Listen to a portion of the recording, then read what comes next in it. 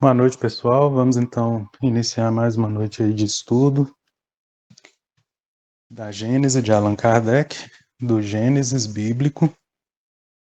Para iniciar, a Débora pode fazer a prece inicial por nós?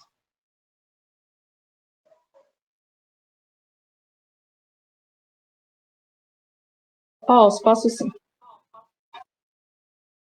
Por favor.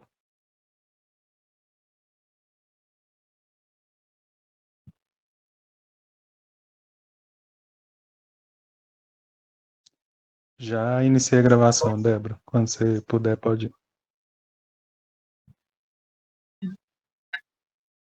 Amado Mestre Jesus, agradecemos por mais essa noite de estudo e que o Senhor possa nos auxiliar nesse processo de aprendizagem e troca de experiências. Obrigado por tudo, Senhor. Hoje, agora e sempre. Que assim seja. Assim seja. Assim seja. Pessoal, na Gênese, estamos no item 43, que já está aparecendo aí na tela para vocês. Na semana passada, nós discutimos sobre a revelação, né? Lembrando, estamos no capítulo 1, que é intitulado O Caráter da Revelação Espírita. Então, vários itens aí, né? Já estamos no item 43, falando sobre revelação. Relembrando, revelação significa tirar o véu. Então, precisa ser algo que já existe, mas que a gente desconhece. E aí vem, por obra divina, né? Uma revelação direta, podemos dizer direta assim no sentido de uma profecia, de um sinal, né, no senso comum aí um milagre, igual aconteceu com Jesus, né, vários milagres, né, a gente chama de milagre, de fenômeno sobrenatural, porque a gente não entende, ainda não foi revelado tudo, né, que envolve esses processos, mas na verdade os milagres também são fenômenos naturais, né? Então, quando a gente fala assim de revelação direta, né, por exemplo, a transfiguração de Jesus, né, foi um fato assim que aconteceu e que aqueles que estavam lá presenciaram na hora. Então, podemos falar que é uma revelação direta. Ah, o que é aquilo ali? Aquilo ali é um fenômeno de transfiguração, né, um fenômeno mediúnico. Hoje a gente entende, né, que é um fenômeno mediúnico, por quê? Veio a doutrina espírita, terceira revelação, para explicar para nós essas coisas, né, coisas como essa, que até aquele momento eram desconhecidas.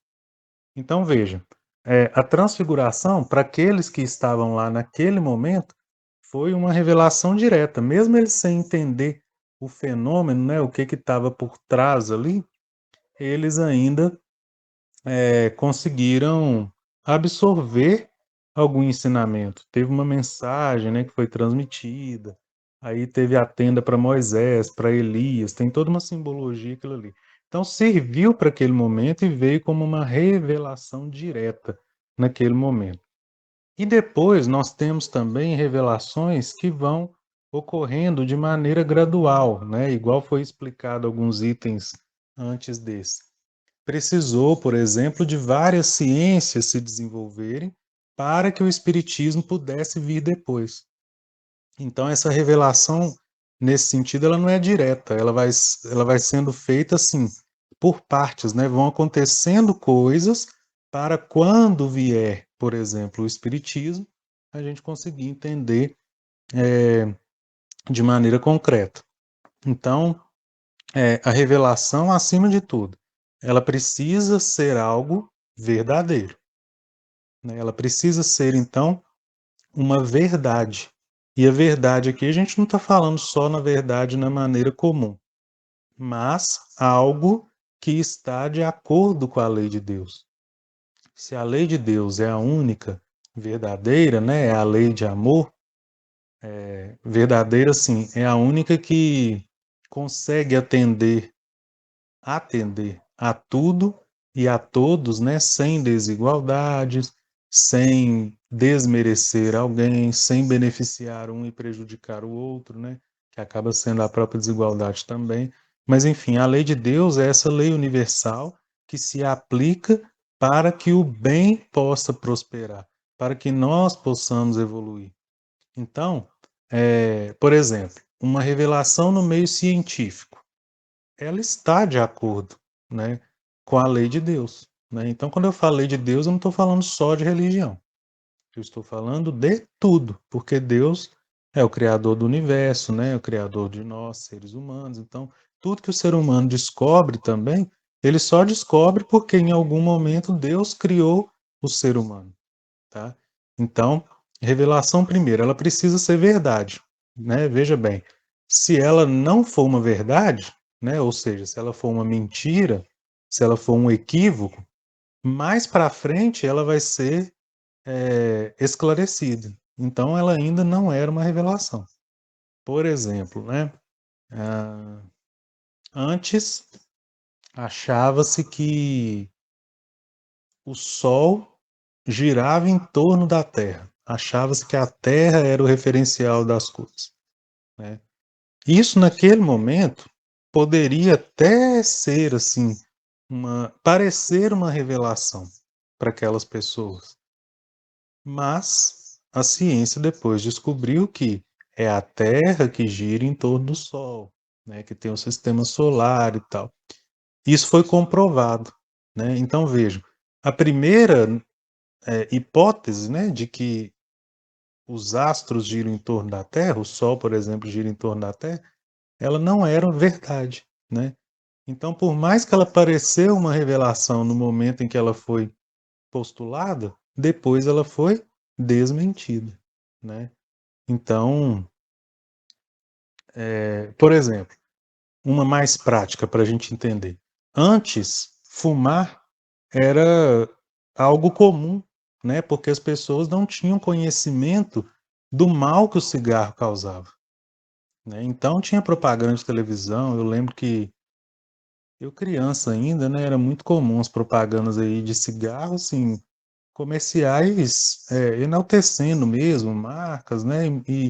E um marketing assim direcionando para continuar usando, mas naquela época já sabia, né? Estou falando aí da década de 90.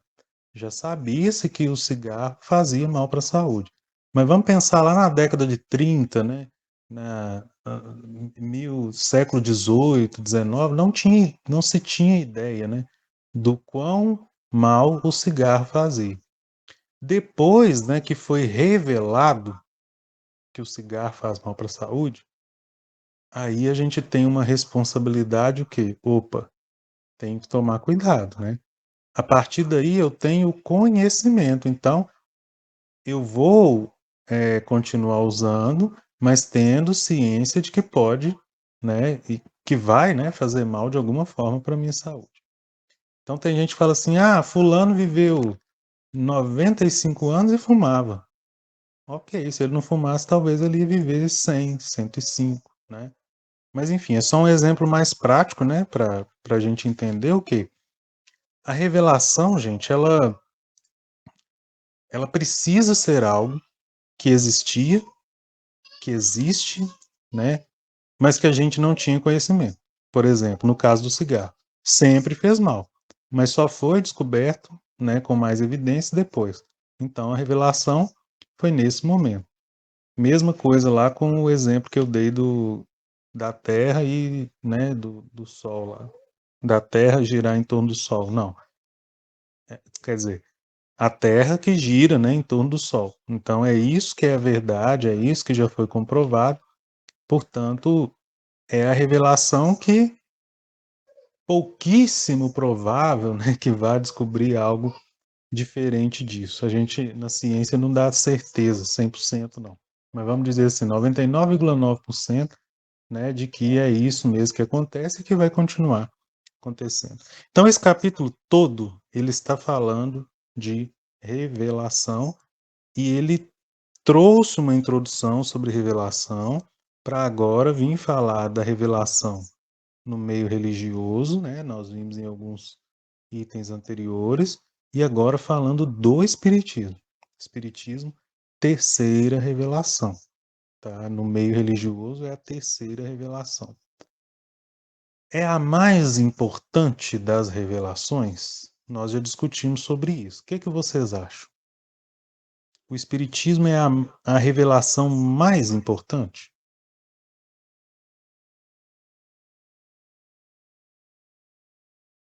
O que vocês acham? Opinião suas.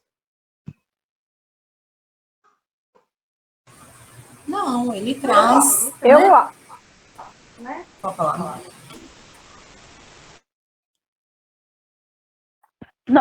não, eu acho que ele não Eu acho que a mais importante é a mais, né? Vamos lá, Dona Silvia estava falando. Não, ela ia falar que não é a mais importante. Tudo que é verdade, que é verdadeiro, é importante, né? Então, se a gente falar que o espiritismo é o mais importante, a gente vai menosprezar os ensinamentos para trás, né? E o espiritismo não está para falar isso, ele não está aqui para fazer isso. Ele está para clarear algo que a gente talvez não conseguia entender e hoje a gente tem uma clareza melhor, ele tem uma explicação. A própria ciência tem ajudado muito, provando muita coisa, né? Eu penso isso, não sei. Marilene estava falando. Não, é mais ou menos isso. Eu sempre gostei assim, de pensar na questão assim, que Jesus é o mais importante e que veio Moisés trazer o caminho, Jesus veio trazer a verdade, né? E o Espiritismo é a vida que a gente tem que viver para dar cumprimento ao ensinamento de Jesus, porque na fala de Jesus, ele é o caminho, a verdade e a vida, e ele trouxe o amor e trouxe tudo mais, mas para que a gente interiorizasse, a gente precisava de fixar na nossa mente os conhecimentos. Por isso que eu acho que o Espiritismo, para mim, é uma filosofia de vida a qual Jesus nos direciona. Eu penso assim, talvez eu esteja errado. A Débora ia falar também?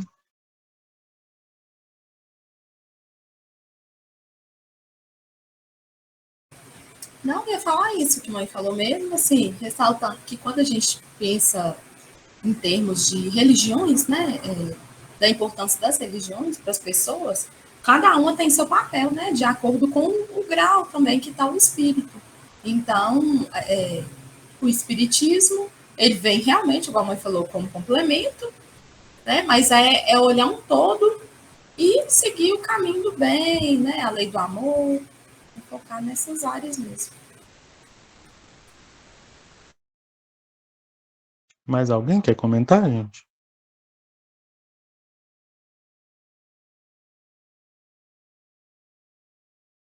Ok.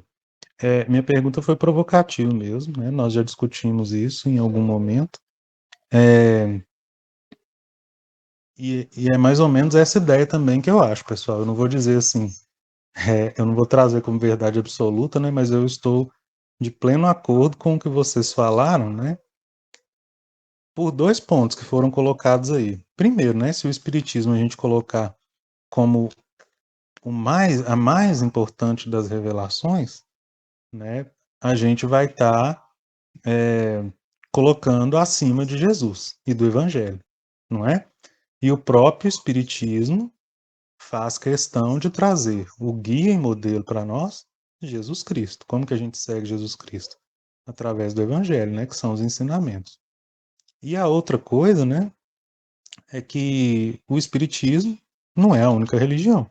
Então a gente estaria excluindo, né? Ou estaria menosprezando talvez as outras filosofias que, como a Débora disse aí, são muito importantes também para as pessoas. Inclusive, temos grandes vultos, né, da humanidade que não eram espíritas, né, e que fizeram,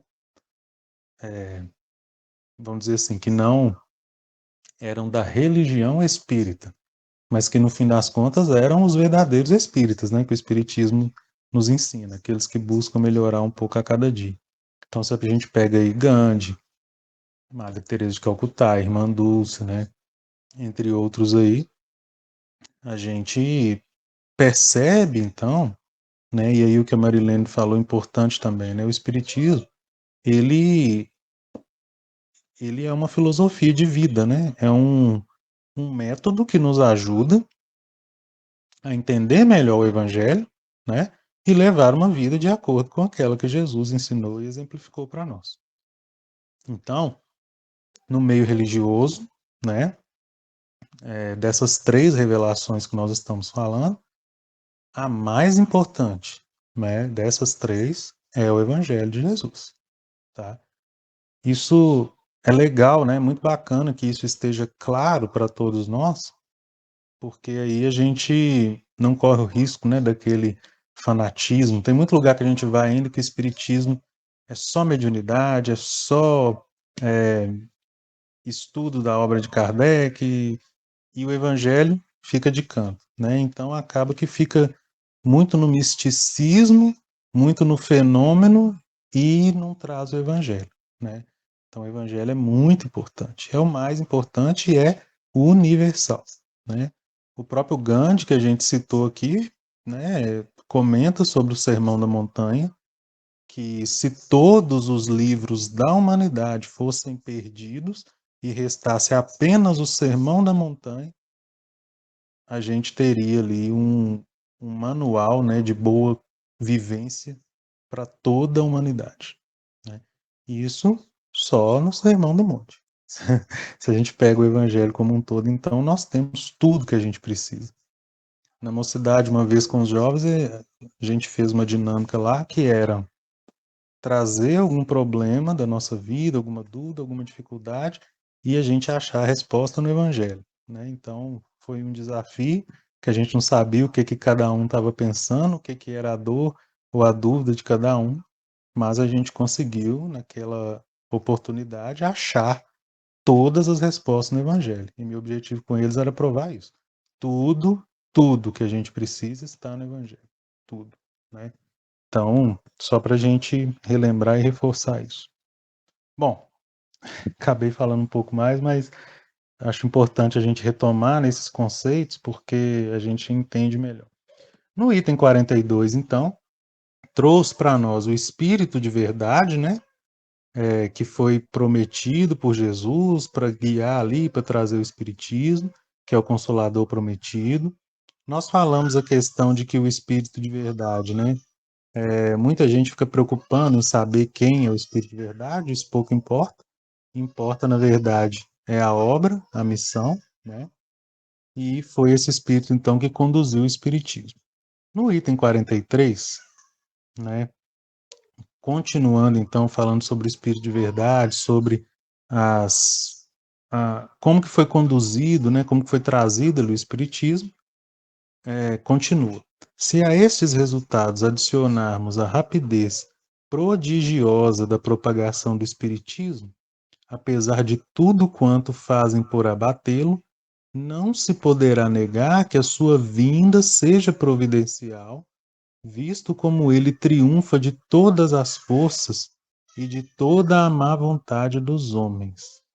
A facilidade com que é aceito por grande número de pessoas, sem constrangimento, apenas pelo poder das ideias, prova que ele corresponde a uma necessidade, qual a de crer o homem em alguma coisa, para encher o vácuo aberto pela incredulidade e que, portanto, veio no momento preciso. Vácuo aqui é no sentido de vazio, né, gente? Então, espiritismo como algo para preencher o vazio, né, que muitas vezes a gente tem e que a incredulidade não preenche esse vazio. Gente, aqui então, por que foi importante essa introdução que a gente fez sobre revelação, principalmente na parte, né, das revelações, vamos dizer assim, indiretas, né, ou que vêm de uma maneira gradual, talvez seja melhor. Kardec e os espíritos aqui comentam para nós sobre o quanto o espiritismo, né, se propaga com facilidade, mostrando, então, um planejamento, um direcionamento divino. Então, veja, no item 42, trouxe para nós o Espírito de verdade, né, que conduziu, que foi o responsável por conduzir a implementação do Espiritismo na Terra, e a prova de que isso foi bem sucedido é o quanto o Espiritismo se propaga, mesmo com o tanto de coisa, né, que se fez, né, e que ainda acontece hoje em menos proporção, mas antes, no início do Espiritismo, muita coisa foi feita para tentar abafar, para tentar abater, para não deixar propagar.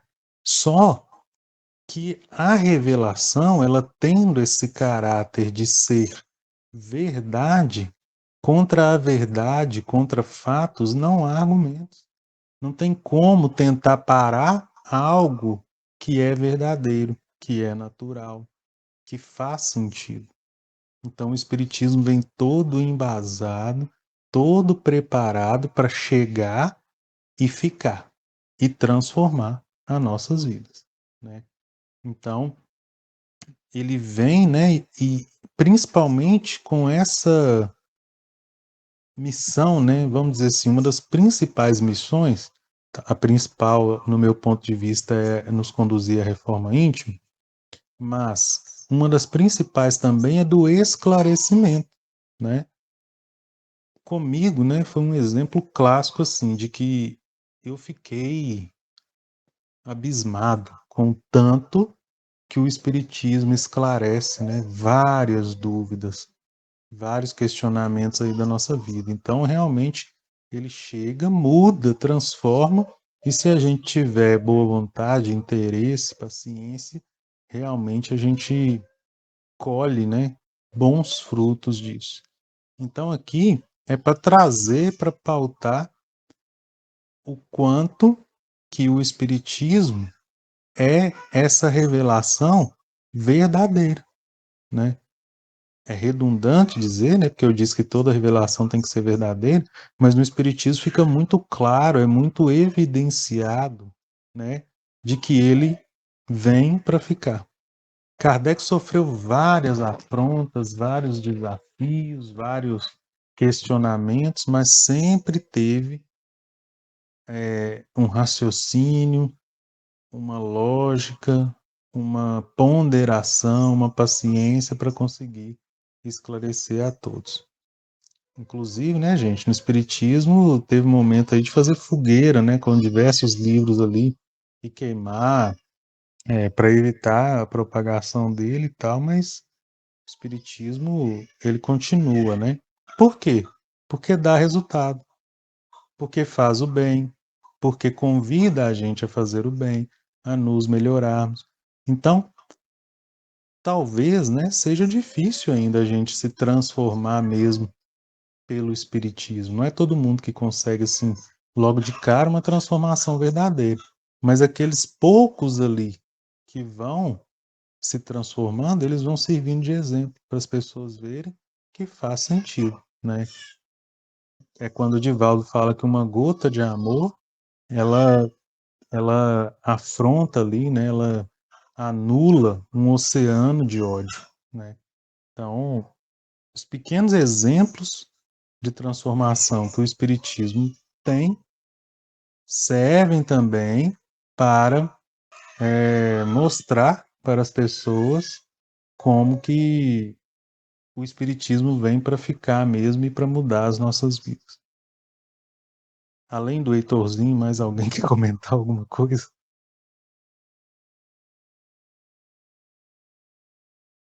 Estou falando com a Débora aqui, falar com ele para parar. Semana passada ele estava com a prática. Agora ele deixa fazer o estudo. Acostumou lá. Ai, ai.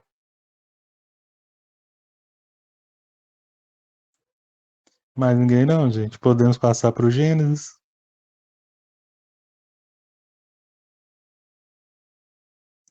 Vamos para o Gênesis, então.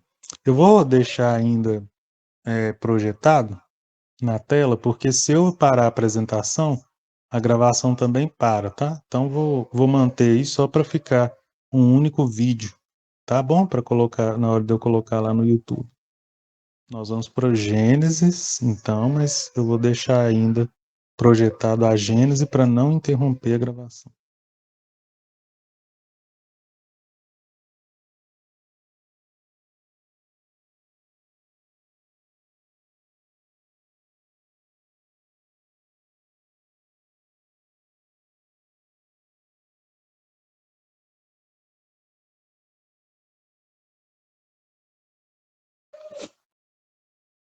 Gênesis, então, pessoal, capítulo 4, nós já discutimos o significado dos nomes, né, de Caim e Abel. Caim e Abel são os filhos, né, os primeiros filhos de Adão e Eva. E Caim e Abel, né, é uma simbologia que vai representar a dualidade no mundo. Caim, né, que é o lado do mal, vamos dizer assim, do equívoco. Caim significa incerto. Abel, que é o lado que representa o bem, né, e as coisas de Deus, significa sopro. Nós vimos então que Caim, né, representa também o materialismo e Abel vai representar as coisas espirituais. Então vejam, o mal ele está ligado com o materialismo e o bem com as coisas espirituais, com as verdades espirituais. Como que nós chegamos nessa analogia? Por causa das profissões. O Caim, né, pôs-se a cultivar o solo. Veja que aqui não fala que o Caim era agricultor, né? Obviamente ele era, mas assim, no texto não foi colocado o nome da profissão. Foi colocado que ele se colocou a cultivar o solo, quer dizer, solo aqui representando o materialismo. Então o mal, ele cultiva as coisas materiais em detrimento das coisas espirituais. E Abel tornou-se, né, pastor de ovelhas. Nós falamos da simbologia do pastor, que é aquele que conduz, é aquele que orienta, é aquele que cuida, é aquele que conhece, está relacionado com a intimidade. Então, tudo isso aí voltado para a espiritualidade, o próprio Jesus, né, se coloca como o bom pastor, né? E a ovelha é esse animal que representa o sacrifício, o apostolado, né, verdadeiro, tá? Então, nós fizemos essas analogias, né, para chegar a essa conclusão da dualidade no mundo.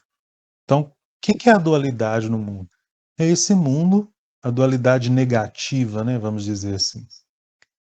O mundo dividido entre bem e mal. Quando Deus falou, né, para Adão e Eva lá então, não comer do fruto do conhecimento do bem e do mal, nós discutimos, vale a pena relembrar, não é porque Adão e Eva não poderiam ter conhecimento, deveriam ser ignorantes. É porque eles não deveriam conhecer o mal. Não deveriam fazer o mal. Não deveriam pecar, ir contra a lei de Deus. A partir do momento que o homem vai contra a lei de Deus, a dualidade está instalada no mundo e principalmente no ser que pecou, né? Então o mundo se torna dual, ora o bem, ora o mal. E se não ocorresse o primeiro equívoco, se o mal não fosse feito pela primeira vez, se não houvesse, né, esse pecado original, tudo seria bom, assim como Deus criou. Então, Caim e Abel representam essa dualidade, o bem e o mal. O bem está voltado para as coisas espirituais e o mal ao cultivo das coisas materiais. Com cuidado, né, o cultivo das coisas materiais em detrimento ou colocando como mais importante do que o cultivo das coisas espirituais. Isso em qualquer situação. Qualquer tipo de mal que nós fazemos está relacionado em colocar algo material acima de um bem espiritual. Tá? Uma vingança, por exemplo, né? Prejudicar alguém, tirar a vida de alguém porque esse alguém fez algo para mim. Eu estou colocando como mais importante a minha justiça, eu ver aquela pessoa sofrendo, o meu conceito de justiça, né? Porque isso não é justiça, isso é vingança. Mas eu estou colocando isso como mais importante do que o perdão, por exemplo, que é algo que vai dar um retorno espiritual. Não, eu quero o retorno material. Nesse sentido, Jesus traz para nós: aquele que busca as recompensas na terra terá recompensa na terra, o que busca recompensa no céu terá recompensa no céu. Isso não é uma promessa, isso é um enunciado, né, de uma consequência dos nossos atos. Tá? Então, é nesse sentido. Qualquer mal que fizermos estará relacionado, né, com colocar o material como mais importante do que o espiritual. Bom, até aqui então discutimos essa dualidade. Vamos continuar do versículo 3 desse capítulo 4. Aconteceu, tempos depois, que Caim apresentou ao Senhor frutos do solo como oferta. Chamamos atenção aqui então, gente, para algumas coisas. Tempos depois, né, essa ideia de tempos depois traz para nós um contexto assim de momento da humanidade mesmo. Não, quer dizer, isso aqui não está representando, né, só o Caim e Abel personagem, mas está falando de uma progressão, de como que o mal progrediu, evoluiu, né, desde quando ele adentrou na Terra. Então, primeiro, Caim pôs-se a cultivar o solo e depois, tempos depois, apresentou ao Senhor frutos do solo como oferta.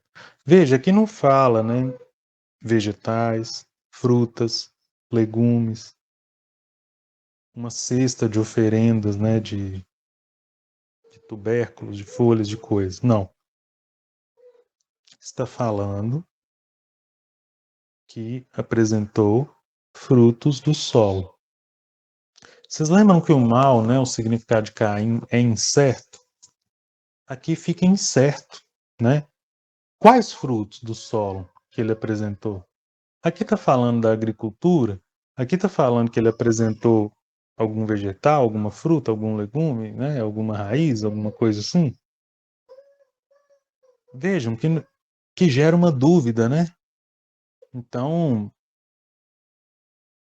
até não vou dizer que é de propósito, mas quando o Gênesis foi escrito, né? Isso aqui não foi colocado por acaso. Talvez nem Moisés, né, pensou que escrever dessa forma levaria a gente a refletir hoje nisso que a gente está refletindo. O que eu quero dizer é que essa escrita, né, o Gênesis, tudo nós já falamos, foi conduzido por Jesus também, né, desde o início. Então, não é por acaso que está escrito desse jeito. Quer dizer, o mal, então, ele evoluiu e se tornou algo tão equivocado que muitas vezes a gente faz o mal achando que Deus está se agradando daquilo, né? Então Caim apresentou ao Senhor frutos do solo como oferta. Gente, não é difícil da gente lembrar o tanto de vezes que a humanidade cometeu mal, né? Achando, né, que estava agradando a Deus. Ou seja, cometeu o mal em nome de Deus, vamos dizer assim. Temos exemplos aí, né, de grandes proporções. Por exemplo, as cruzadas, a Inquisição, várias seitas religiosas que cultuam ainda sacrifícios, né, de animais. Antes, né, sacrifícios de pessoas. Não sei se hoje ainda existe alguma coisa assim, mas sacrifícios de pessoas. O próprio Jesus, né, vindo com toda uma lei de amor, de ensinamentos verdadeiros ali, a gente pendurou numa cruz, né? A humanidade pendurou numa cruz. Por quê? Né? Isso vem para ferir, né? Isso vem, a gente considera, né, que aquilo fere a gente, ameaça a gente de alguma forma, né? E a gente coloca isso como prioridade frente às coisas, às verdades espirituais, né? Então, o que eram as cruzadas? Né? Guerras santas, né? Então, lugar tal não pensava, não era cristão, não pensava igual eu. Vou invadir, vou doutrinar, né? Vou levar o evangelho e quem não quiser morre, né? Guerra. O que era a Inquisição? Quem pensasse diferente, né? De alguma forma ameaçasse ali os ideais materialistas do catolicismo naquela época, era torturado, morto, né? As mulheres, muitas vezes ali que tinham dons mediúnicos, tidas como bruxas, ia para fogueira, tudo em nome de Deus. Então, olha o equívoco, né, que chegou. Então, isso aqui, essa oferenda de coisas do solo, de coisas da terra, representa para nós que o mal não só chegou na terra, como o ser humano viciou tanto nele que, num mecanismo de tentar justificar o mal, ele se auto-sabota, o ser humano se auto-sabota, né, para colocar na consciência dele ali que aquilo estava sendo agradável para Deus. Sendo que Deus preconiza coisas totalmente diferentes. Sendo que tudo que Deus criou foi bom, né? Então, olha o tamanho da confusão que a gente arrumou, né? A gente, quando eu falo é a gente, humanidade, tá, pessoal? Olha a confusão que a gente arrumou porque colocamos o mal na Terra, né? Então, essa dualidade, ela, ela começou ainda a pesar mais para um lado ser mais importante do que o outro. Qual lado que é esse? O lado do mal. O ser humano passou a preferir o mal, de tal forma que muitas vezes justificava o mal como sendo coisas de Deus.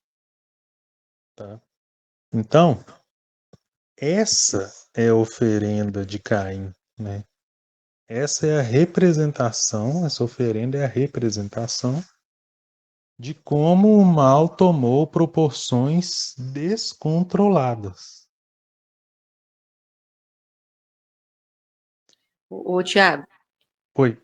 aí, dessa forma que está aí, a gente pensa, né? É uma interpretação aqui minha.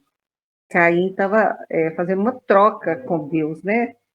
Ofertando para ele os frutos da terra, como está escrito, é como se ele tivesse fazendo uma troca, assim, privilegiar o mal, né? Como se o mal fosse uma coisa certa, né? Então, eu vou oferecer, porque aqui fala que no fim de uns tempos, né? No fim de uns tempos.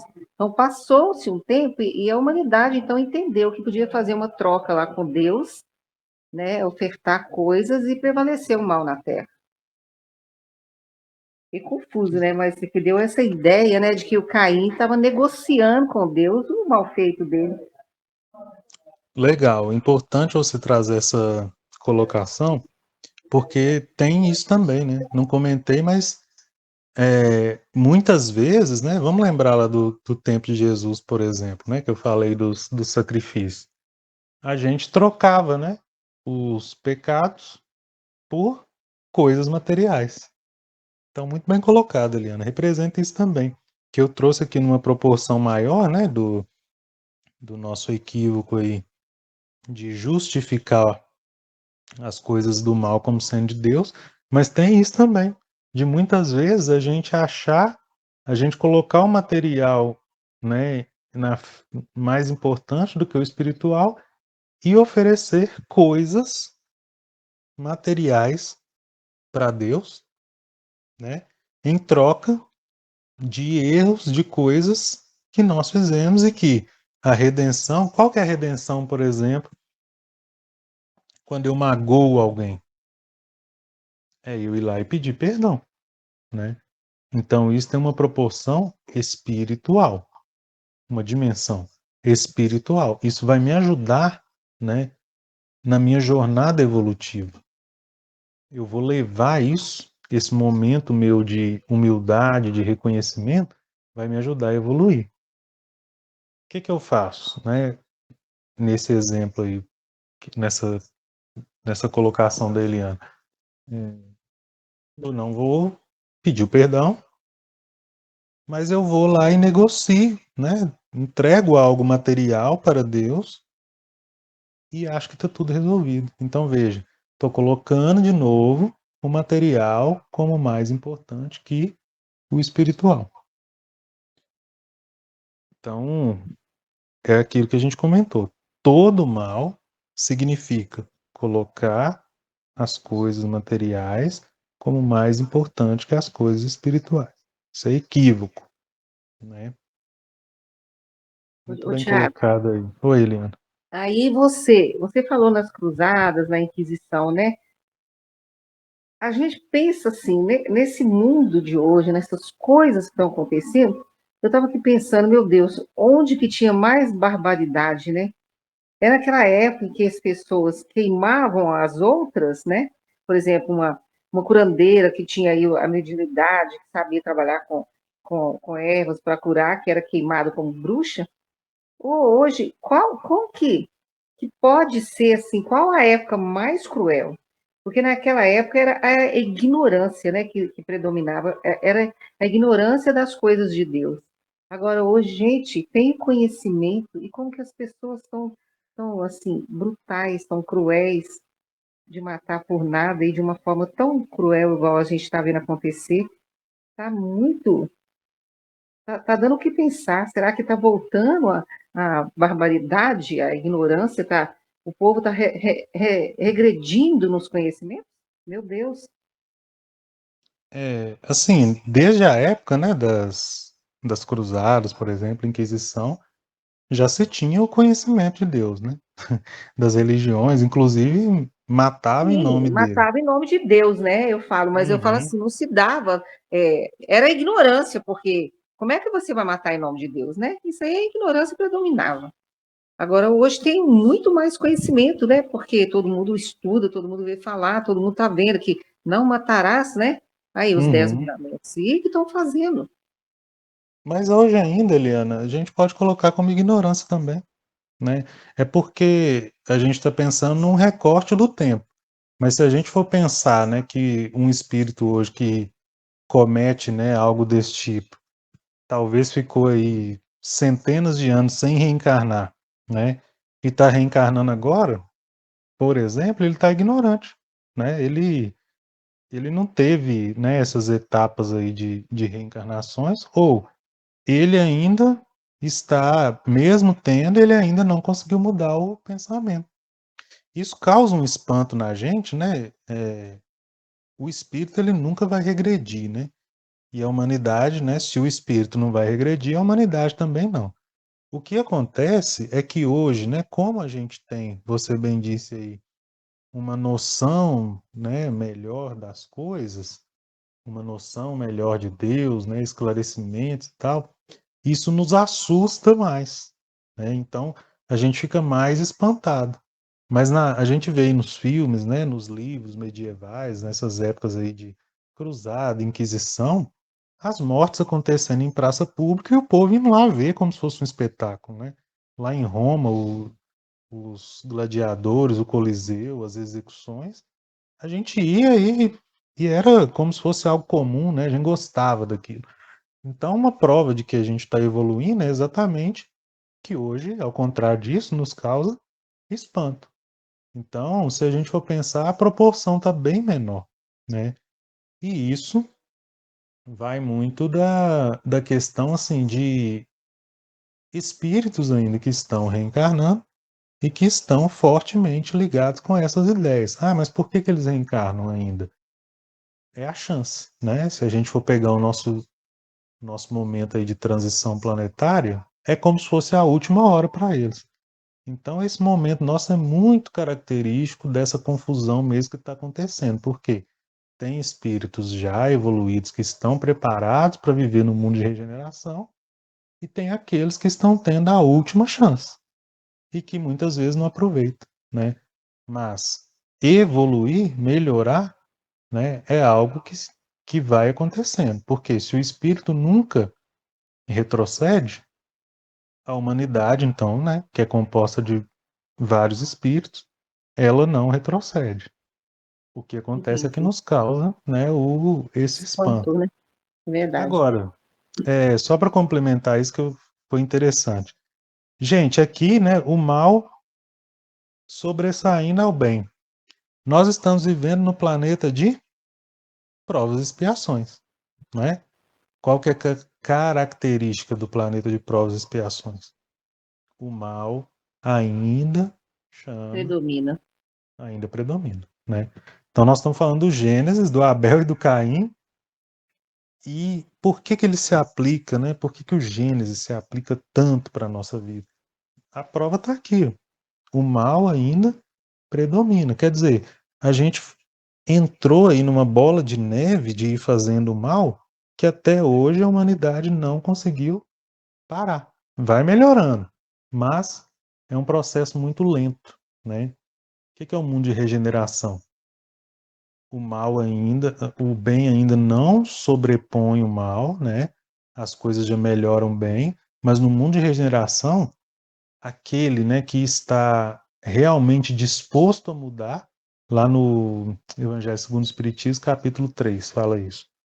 O mundo de regeneração é o quê? O momento em que se aure forças, né, se ajunta forças para conseguir implementar essa mudança. Então, a gente meio que está arrastando na evolução até agora, no mundo de provas e expiações. Mundo primitivo e provas e expiações demora, é arrastado, porque a gente ainda faz muito mal.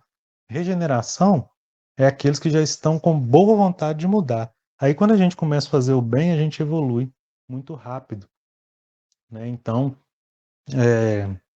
o período que a gente gasta do planeta de provas e expiações para a gente conseguir entrar no mundo de regeneração é muito maior do que o período que nós vamos ficar no mundo de regeneração nos preparando para ir para o mundo ditoso ou feliz. Aí sim, o mundo ditoso ou feliz, o bem sobrepuja o mal.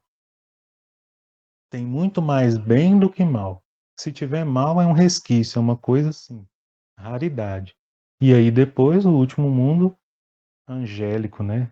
Mundo celeste, divino ou angélico. Aí não tem mal nenhum, zero. É só bem, é só divindade, é só arcanjo, querubim, só espírito puro. Então a gente está nesse cenário, né? Da dualidade aqui. E esse indício, né? De chamar a nossa atenção, de causar o espanto para muitos de nós, graças a Deus, né? Hoje a gente repudia esse mal, ao invés de concordar e de bater palma, é um sinal que a gente está caminhando. Mas fiquemos com isso aqui, gente. Essa oferenda do Abel ainda, essa oferenda do Caim, né? Ela representa ainda muito essa questão da gente colocar o mal ainda como prioridade, negociar ali com Deus, como a Eliana trouxe, né? Então nós vamos ficar hoje com essa reflexão. No próximo nós vamos trazer a oferenda de Abel, né? Versículo 4. Aí vamos pesquisar, quem puder, primeiros cordeirinhos e gordura das ovelhas. Deve ter simbologia e significado nisso aí, para a gente discutir no próximo estudo. Beleza, gente? Mais alguém quer comentar antes da gente encerrar?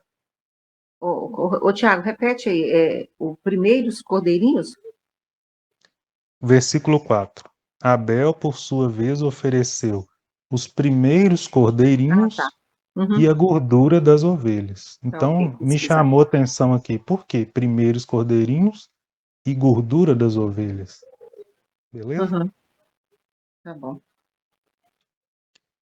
Vamos finalizar então, pessoal, agradecendo a Deus, aos benfeitores amigos pela oportunidade, por mais uma vez estarmos aqui reunidos em nome de Jesus, por mais esse banquete espiritual de conhecimento, de reflexão. Agradecemos aos benfeitores amigos da Casa do Caminho, que também nos auxiliam nesse estudo, ao nosso anjo da guarda.